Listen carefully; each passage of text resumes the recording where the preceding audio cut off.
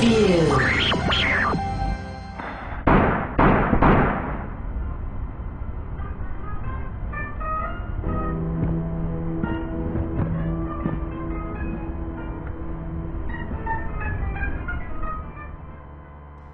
Death to Spies, Moment of Truth is an apt name for one of the hardest games you'll play all year.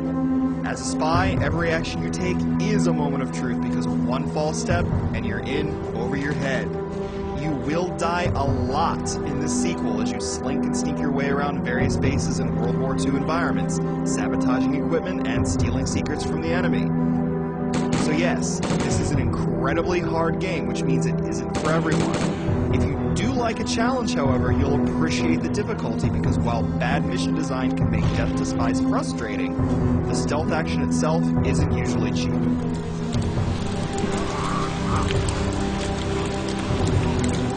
That's because the artificial intelligence in Moment of Truth is really, really good.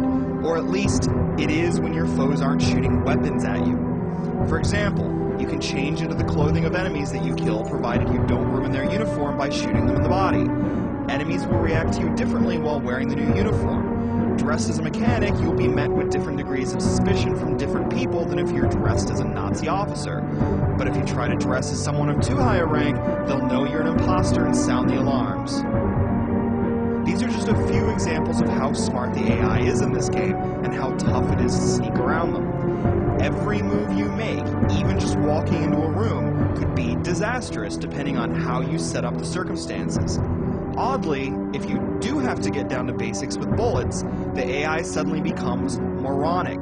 They'll run around in weird patterns indoors and turn their backs to you while they get into different positions. You can exploit this behavior to your benefit. For example, you can get in a box and mow soldiers down one by one. Unless they throw a grenade, you can cheat the AI to victory on occasions like this. Sometimes the mission design likes to cheat you back, though.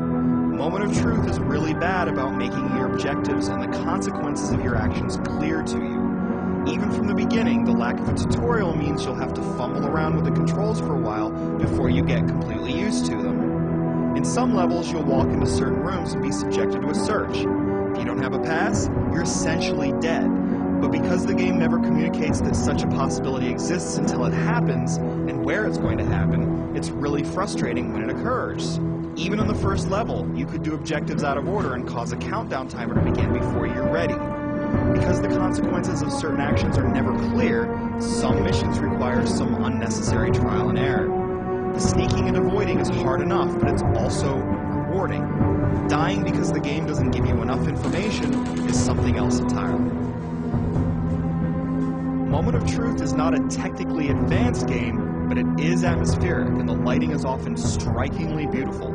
For instance, in the fourth level, a sepia filter is applied to the visuals, which makes everything look like an old film or photograph. When you make your way inside, soft streams of light shine through the windows. It contrasts interestingly with the snapping of a doctor's neck in a bathroom stall a few moments later.